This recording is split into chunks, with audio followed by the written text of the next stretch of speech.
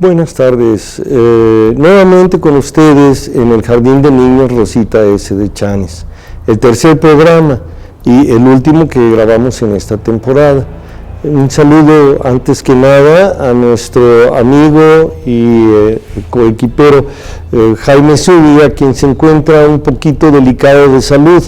y por eso no ha podido asistir a esta grabación. Desde aquí, Jaime, y de parte de todo el equipo de producción y de toda la gente que nos conoce, de las familias, que te recuperes muy pronto y que estés aquí con nosotros ya para el próximo programa en otra de las aventuras que gustas emprender dentro de la fascinante historia de Querétaro.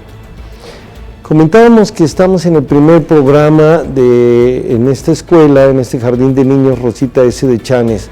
que entre otras cosas guarda pues una simbología muy especial, que tiene una historia extraordinaria, que fue construida por Mariano de las Casas, que hay un retrato que pudiera tratarse de él, pero parece ser que los estudiosos lo descartan, que no es por ahí, un retrato que está en las arcadas y que tiene una suerte de bigotes, en que uno parece un listón y otro una serpiente, y más adelantito platicaremos un poco de las serpientes en esta casa, de la simbología de las serpientes en esta casa. En esta casa también se corren historias de fantasmas, se corren historias de seres insólitos que aparecen, de la muerte que se dibuja en el rostro de alguna persona, y historias que siempre traen las casonas, y que, como decía nuestro siempre recordado y gratamente recordado el maestro Modesto de la Luz Cervantes Sistos, que habría que ver la historia y la historiografía, pero también la historia popular, con los ojos del tiempo en que se dieron las cosas y no con los ojos que tenemos en la actualidad con los avances tecnológicos y todo. Por ejemplo, sería poco serio decir que ahorita está aquí la presencia de un anciano que está a mi espalda, y no es faltar a la seriedad, sino que las historias de la casa dicen que así es, que en esta parte, a un lado del congojero, atrás de mí, un poco a la derecha, a la izquierda de sus pantallas, se aparece este ser, este señor, que los niños lo ven, que lo han visto algún personal, que el personal que ayuda aquí en la Intendencia ha tenido experiencias, inclusive comentan que ha salido registrado en algunas fotografías, al menos una sombra que se le parece. Pero miren, no es adentrarnos en las historias de brujas y de magia blanca y de magia negra. Hay una simbología, y hay una simbología de llamar la atención. Por ejemplo, también a nuestras espaldas está la puerta que da al congojero, la parte superior, y en esta parte superior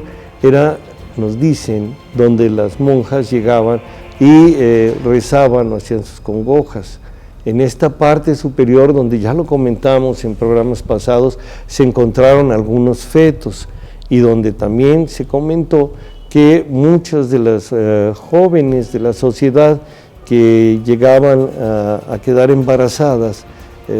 pues venían y esperaban aquí a que naciera el producto de esa relación que no estaba dentro de las normas sociales,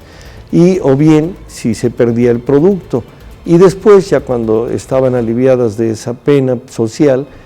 lo recargo mucho, de esa pena social, bueno, regresaban a su vida normal como si llegaran de un largo viaje por Europa. Todo eso lo platicamos, pero hay partes fundamentales que me gustaría abordar, y entre ellas está la escalera de caracol, una escalera muy singular.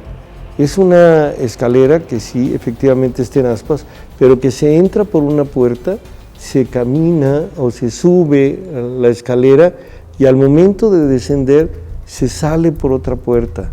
Es decir, entramos por un mundo y salimos por otro mundo. ¿Por qué esto? ¿Por qué esto? Vamos por partes. La primera cita de que tengo referencia de una escalera de caracol está en la Biblia, en el libro de Reyes, cuando la construcción del templo, del gran templo de Salomón. Entonces ahí precisamente es cuando se hace referencia de una escalera que estaba entrando y para pasar a una sala que le llamaban de en medio, entonces tenían que subir por esa escalera. No cualquiera podía subir por esa escalera, no era para cualquier persona, sino ya para las personas, los trabajadores, digámoslo así, que iban a recibir un aumento de salario, que los iban a pasar a subir de nivel, por decirlo así, actualmente, como si fuera un escalafón. Entonces llegaban y se subían por esa escalera y adentro ya los maestros canteros y demás, pues les hacían los exámenes y veían si efectivamente podían acceder a ese cargo para la encomienda de la construcción del templo. Así aquí encontramos esta escalera. En la Biblia tiene inclusive algunos pasajes un poco curiosos. Antes de referirnos en sí a la escalera del Rosita S. de Chanes, que es espectacular, que me parece que hay muy pocas en el mundo con estas características, una de ellas en Francia, nos dicen. En la Biblia cita que cuando llevaban el arca de Noé, y sigo en Reyes, que cuando llevaban, es Reyes 6 me parece, que cuando llevaban el arca de la alianza, entonces los sátrapas la habían tomado y la llevan a un dios que se llamaba Dagón. Al momento de poner el arca de Dios frente a ese supuesto dios Dagón, entonces se derrumba y cae hecho pedazos. Sin embargo, la ofensa de haber hecho eso molesta mucho al Creador y les manda un castigo. Y lo pueden consultar en cualquier Biblia católica está. Entonces, si ustedes abren ahí Reyes, se van a dar cuenta que el Señor estaba tan enojado, y cito palabras más, palabras menos, que dice que les mandó a ese pueblo un gran dolor en la parte más íntima de las nalgas. Así es, sí, textual. Entonces les manda un fuerte dolor, un gran dolor en la parte más íntima de las nalgas. Y sigue narrándose lo que hizo esta gente, cómo estaba. Y algunas partes más adelante, algunos versículos más adelante, se explica que esta gente que hizo tal ofensa al Señor como para llevar el arca de la alianza a los pies del dios Dagón, entonces los había castigado desde el más pequeño hasta el más anciano, poniéndoles o provocándoles hemorroides. Y las hemorroides andaban fuera, andaban laceradas y andaban ya en estado de putrefacción, y por eso eran los dolores tan fuertes en la parte más íntima de las nalgas. Esto es bíblico, y quien nos esté oyendo pues no vaya a pensar que estamos aquí aprovechando el espacio para hacer majadería. No, es bíblico, ahí está. Entonces, pues si tienen la curiosidad,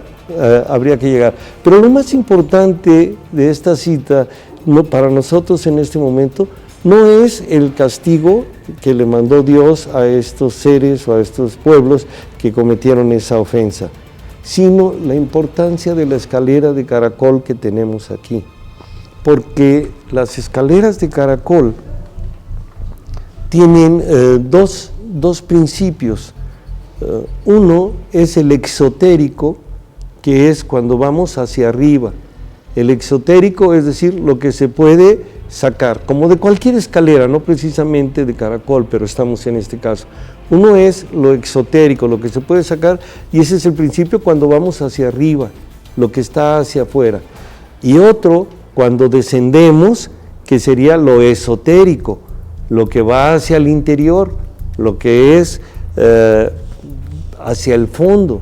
entonces lo oculto. Entonces, una escalera como de este tipo nos representa entonces la parte exotérica del ir hacia afuera, y al descender la parte esotérica para regresar. Pero miren ustedes qué curioso, que para llegar a lo exotérico ocupamos una puerta y para descender a lo esotérico ocupamos otra. Otro de los principios que tienen las escaleras, o que tenían las escaleras, era que por tratarse de elevar o de llegar hacia la cúspide, se procuraba que el número de escalones fuera non, siempre non. Es decir, los números o los principales números o los números sagrados eran el 1, el 3, el 5, el 7, el 9, el 15 y el 27. Y regresando del corte, platicamos por qué.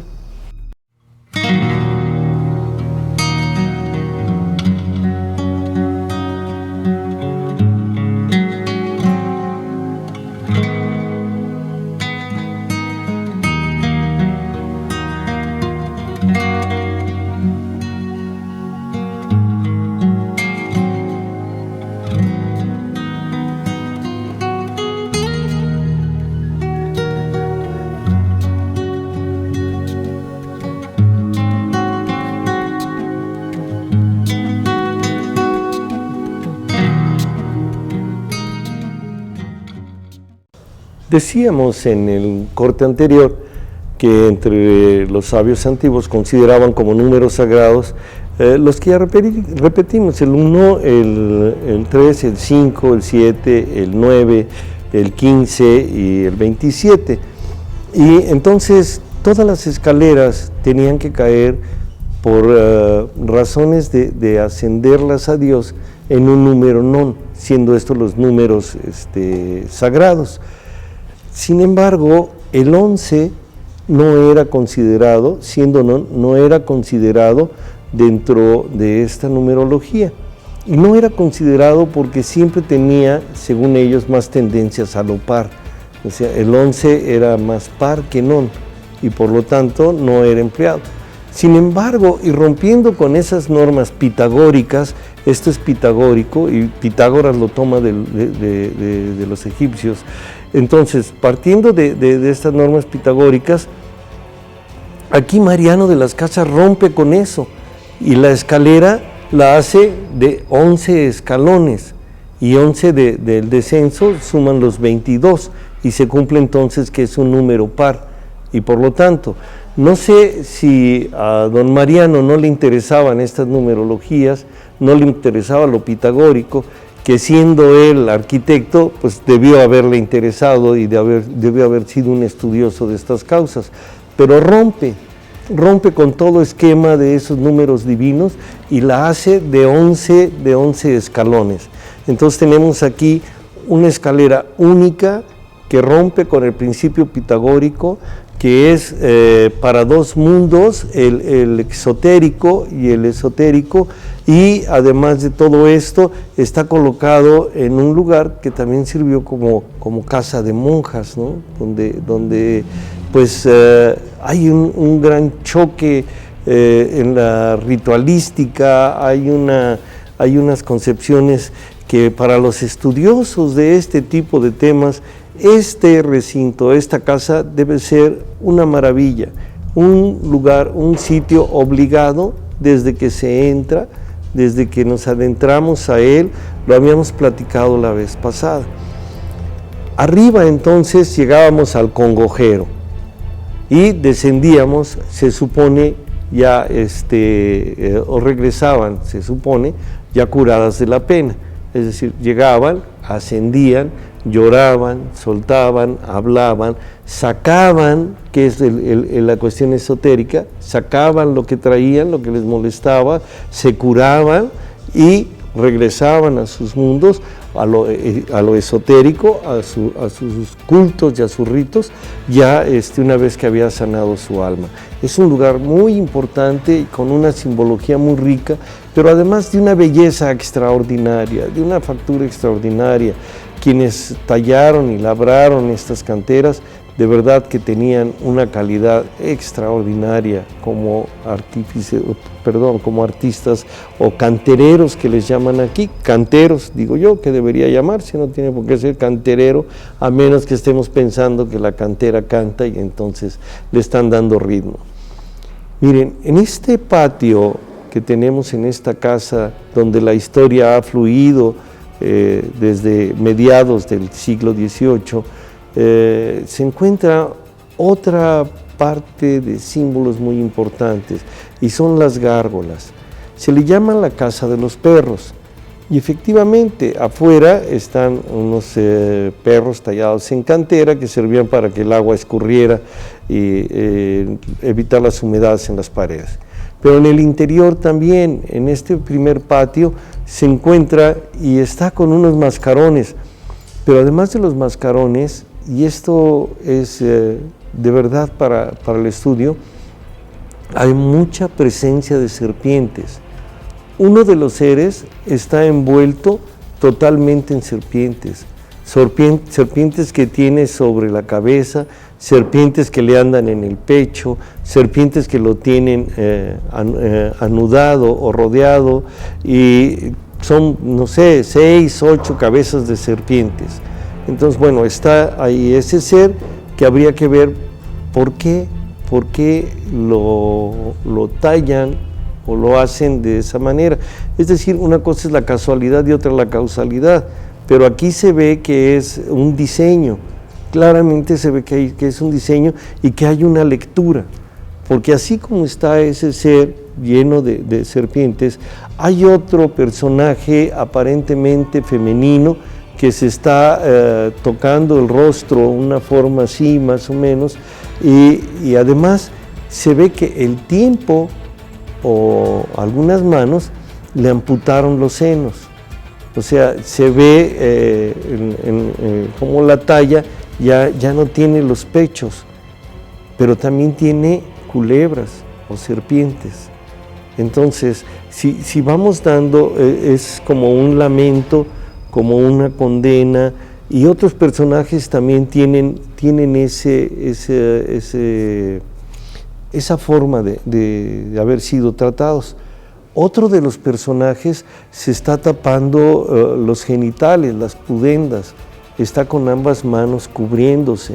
Entonces todo no puede ser obra de una casualidad, de que se les haya ocurrido, o como alguien me comentó un día, de que había catálogos y por moda se escogía qué es lo que quiero que vaya aquí. Entonces aquí quiero un ser con serpientes, vaya, aquí quiero una mujer lamentándose, va, y aquí otro personaje, va. Hay personajes que parecen caninos, pero no lo son. Es decir, es sí como la forma de un perro, de un animal con caninos, con colmillos, pero además está como alado, como si tuviera plumas, mejor que alado, como si tuviera plumas, y una cola que termina como la del diablo, pues como la que conocemos de Mefistófeles, así en un triángulo, ¿no? La cola. Entonces vuelve uno a decir, bueno, ¿y qué está pasando aquí? ¿Cómo es posible que entramos a un lugar donde está privilegiado para la mente más delicada, que es la mente de un niño, para la mente más fértil, y lo tenemos rodeado de estas maravillas, ¿no? Jaime Zúñiga Burgos estudió aquí, y por eso, seguramente influenciado de todas estas maravillas, es que tiene esa retentiva, esa capacidad productiva y esa memoria privilegiada que siempre le respetamos. Pero entonces seguimos con esto después de los saludos. Encontramos este tipo de seres,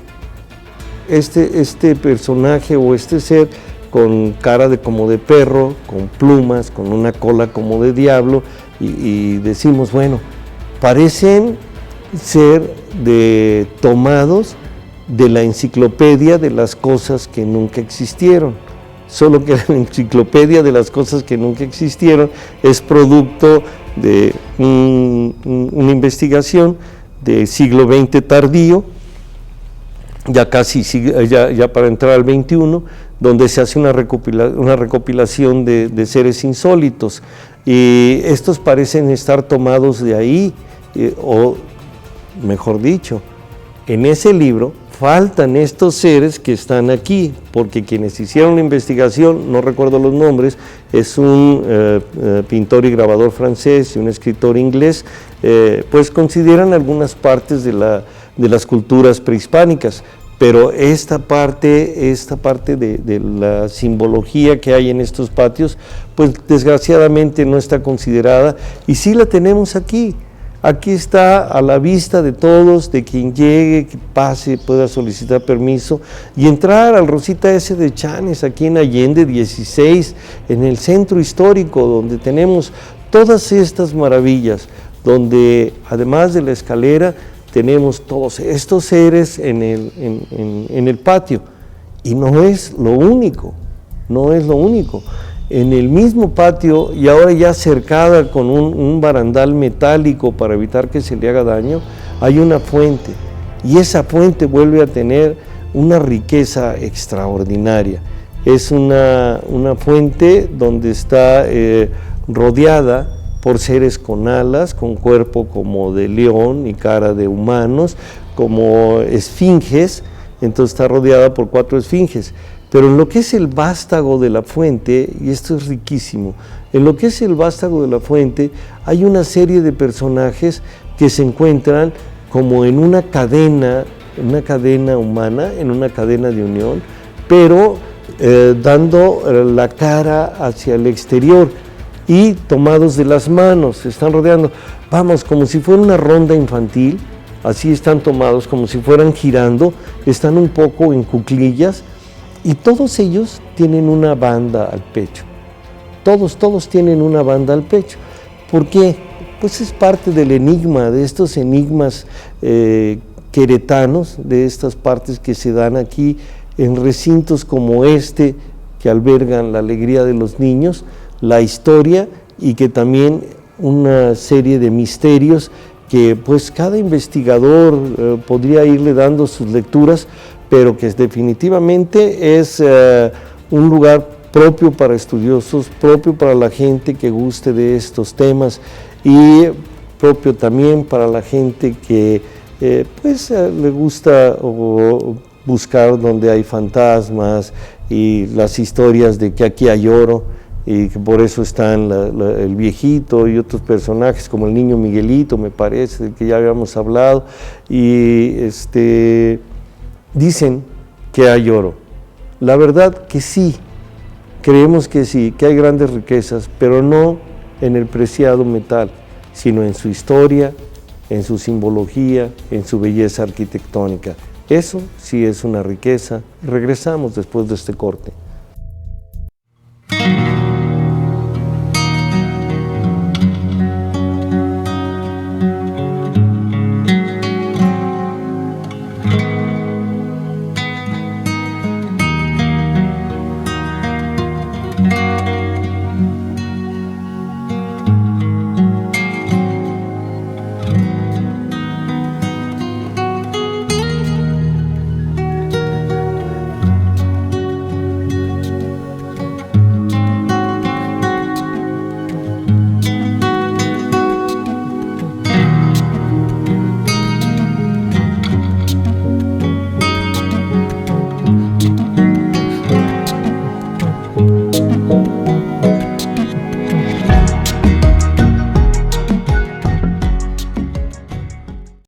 Decíamos antes de irnos al corte que hay quien dice o corren las leyendas de que aquí hay dinero enterrado, y comentábamos que el verdadero valor, la verdadera riqueza de esta casa no es el metal que puede estar enterrado, sino todo lo que en ella alberga, como principio del Tao Te Ching. No, lo importante no es en sí esta casa, sino lo que encierra, lo que está dentro de los muros, lo que hay, la riqueza, las historias, lo que aquí se ha gestado. Recursos siempre hubo desde quien la construyó, que era un insigne arquitecto, y quien la tuvo hasta su muerte, que fue la benefactora de Querétaro, y dinero entonces siempre hubo aquí. Pero hablemos un poco de esta riqueza de doña Josefa Vergara y Hernández. Hace algunos días, platicando con Jaime fuera de programa, preparando el material para que se les ofrece a ustedes, tuve la oportunidad de que me facilitara el testamento de doña Josefa, la copia del testamento de doña Josefa Vergara y Hernández.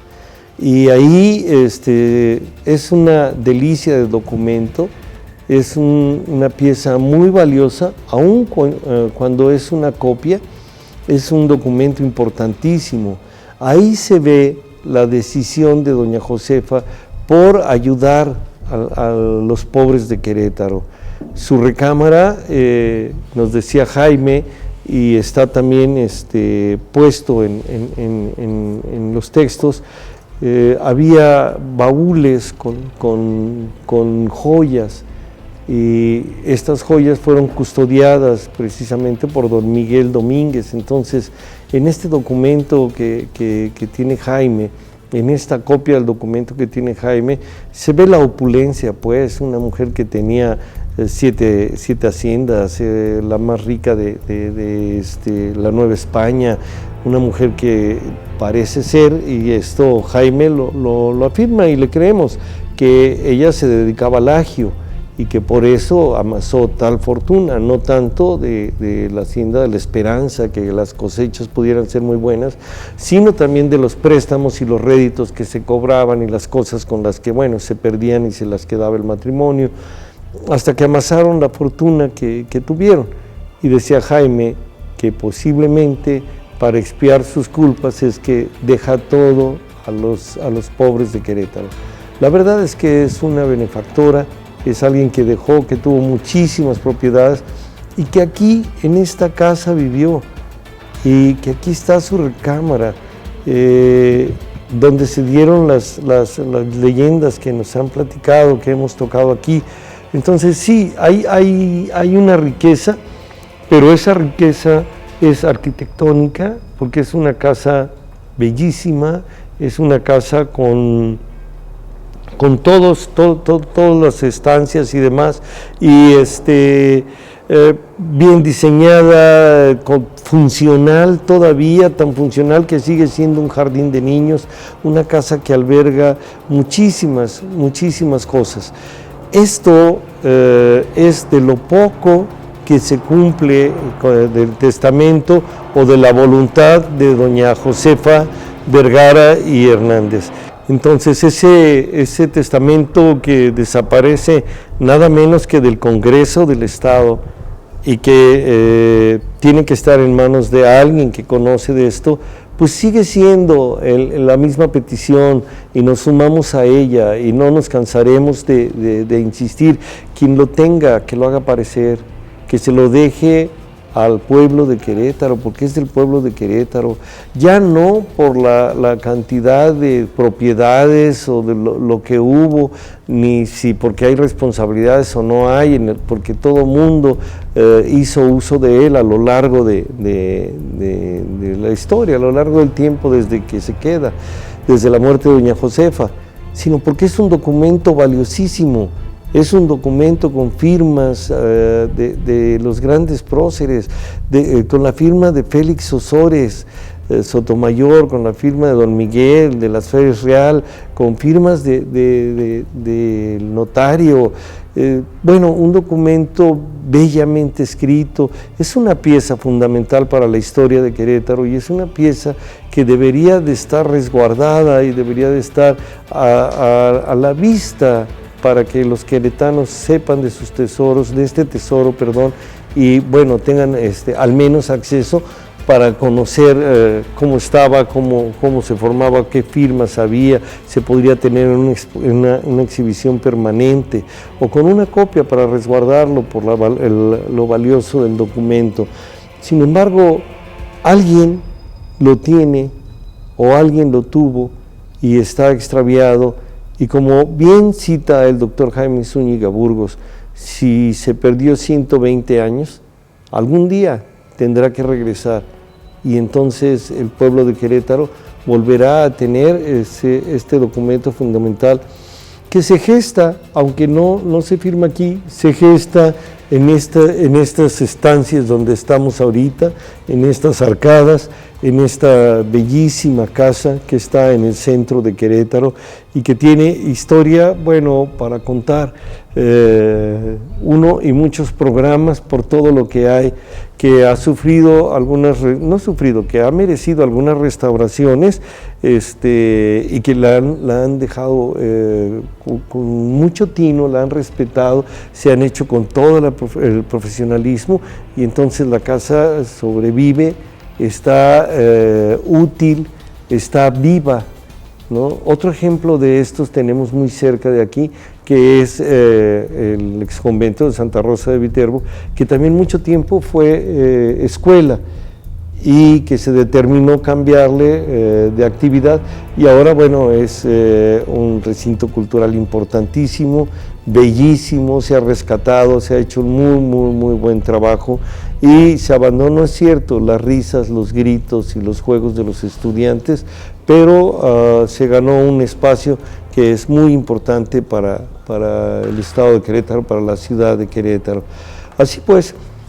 en estos espacios que tenemos para poder hablar de todo lo que es el Rosita S de Chanes, la recomendación es amplia, es vivificada, de que se visiten este tipo de casas, de que se venga, que se dé una vuelta a la gente, de que conozca lo que tenemos, para que quienes van llegando, quienes están llegando a Querétaro,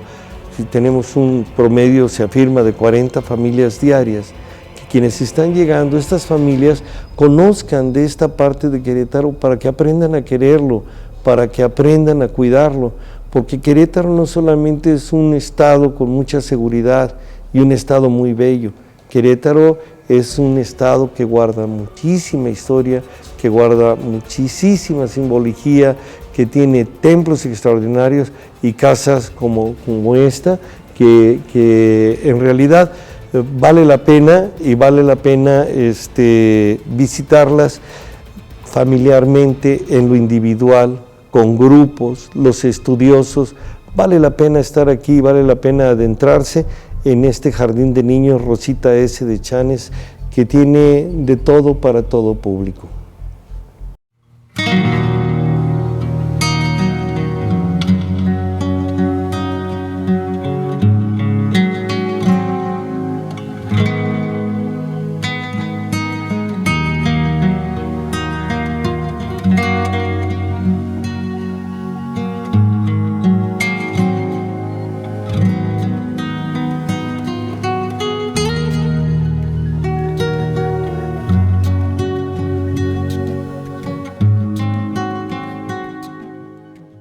Pues antes de finalizar este último segmento, quisiéramos, a nombre del equipo de producción, a nombre de nuestra directora, de Mónica Ramírez, a nombre de Jaime, que hoy no se encuentra aquí con nosotros, pero que el próximo programa ya estará aquí, y que, como dijimos, deseamos que se recupere muy rápido, y de siempre nuestro grato recuerdo para el maestro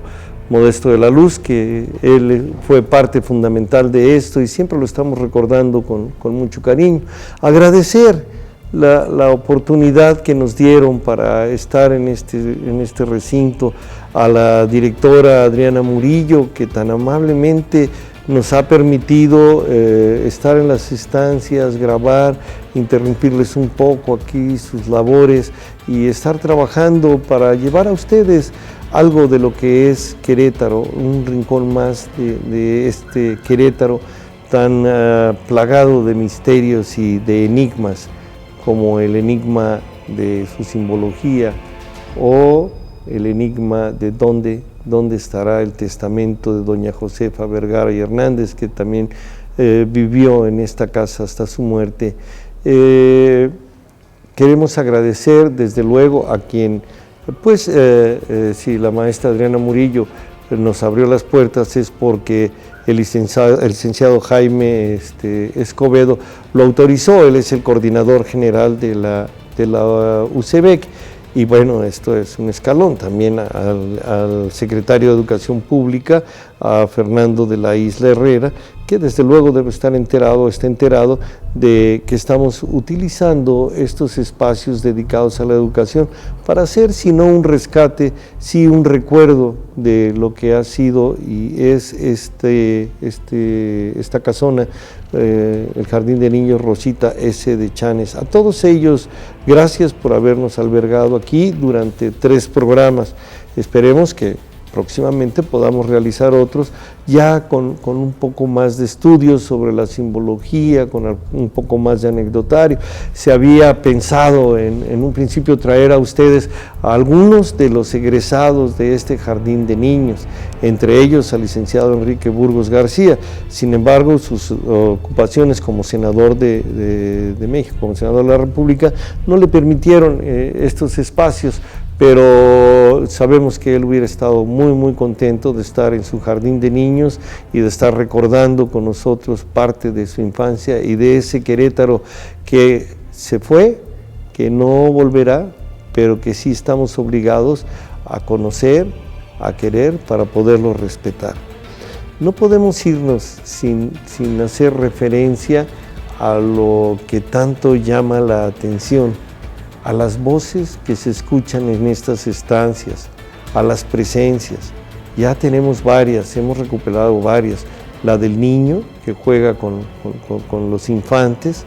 la del señor que se supone está siempre o permanentemente aquí a mi espalda, al lado derecho, izquierdo suyos, y actividades. Por ejemplo, nos platicaban que una de las maestras, a la que desgraciadamente uno de sus hijos había fallecido en un accidente de motociclismo, en una motocicleta en Monterrey.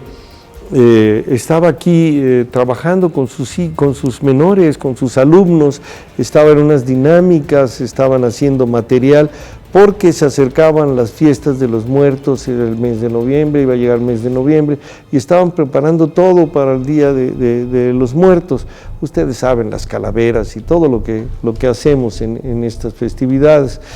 Y una de sus hijas, o su hija, cuando llega le dice: permíteme grabar lo que estás haciendo con tus niños, y toman un video, hacen un video para tenerlo de recuerdo de lo que se estaba realizando. ¿Y cuál no va siendo la sorpresa cuando ven el video, según nos platican, que esta maestra sale una mancha en su mejilla o una imagen de una calavera? Es decir, como si la muerte se le hubiera pegado en una de las mejillas y alcanza a salir. Este fenómeno óptico, para no meternos en cuestiones de otro tipo, vamos a llamarlo como un fenómeno óptico, me ha tocado verlo en diferentes circunstancias. En un accidente muy fuerte que hubo en el libramiento norponiente, donde choca un camión de pasajeros y muere calcinada mucha gente, una madrugada, uno de los trabajadores del periódico Noticias, que ustedes saben es la casa para la cual trabajo, uno de estos trabajadores llegó hasta ese lugar y con una cámara, pues no profesional, con una cámara como las que hay ahora, una cámara digital, tomó imágenes como pudo. Él es el señor Juan Contró, tomó imágenes como pudo, y cuando las vimos resultaba impresionante que entre todos los asientos, entre toda lo que quedó, los residuos de lo que fue ese camión y esos cuerpos humanos, estaba una calavera totalmente dibujada e identificable, como si se hubiera plasmado la muerte en ese momento, como si la hubiera captado. Fenómeno óptico seguramente, fenómeno óptico que desde luego se publicó en primera plana, diciendo que había aparecido esa imagen en este accidente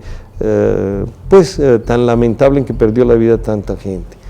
No es lo único, así como tenemos la referencia que nos hacen que aquí, en este lugar, justamente donde estamos trabajando ahorita, se hace esa presencia, o el fenómeno óptico hace que a una maestra se le dibuje una figura de la calavera en una mejilla, o en el accidente que les refiero, también en lo que es la biblioteca, o fue la biblioteca, ya no recuerdo,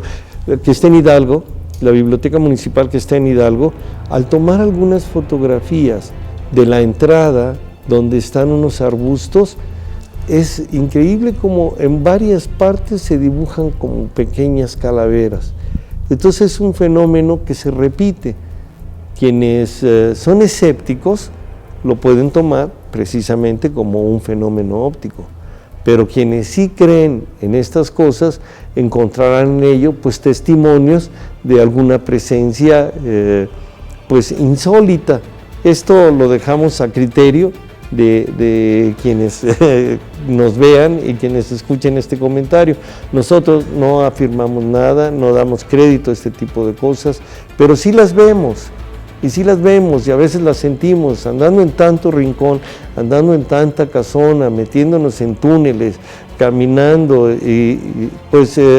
definitivamente vemos o sentimos algunas presencias o aparecen, y por eso las platicamos. Pero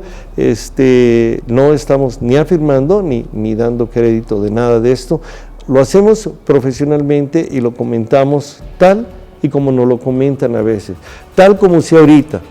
al momento de estar grabando esto, pues estuviera la presencia del anciano aquí conmigo. Pues ojalá y no suceda, ¿verdad? Porque pues tamaño susto nos podríamos llevar, pero así son estas leyendas, así es esta parte de la cultura popular, de estar llevando pues lo que se dice de generación en generación, ese rescate que se hace o que este programa pretende hacer, es eso precisamente, estar recuperando material, recuperando información y entregándola a ustedes pues de la mejor manera, platicada, comentada, charlando en un diálogo pues directo con ustedes que nos permiten llegar hasta sus hogares y entonces transmitir lo que se dice, lo que conocemos y lo que ponemos a su consideración en rescatando lo nuestro. Así pues, llegamos al fin de esta serie, de estos 3 programas en el Rosita S de Chanes, la invitación abierta para que ustedes vengan y conozcan y disfruten de este lugar, y como lo hicimos desde el principio del corte, el agradecimiento a las autoridades que nos abrieron sus puertas y las gracias siempre al equipo de producción dirigido por Sandra Ortiz. Muchas gracias y hasta la próxima.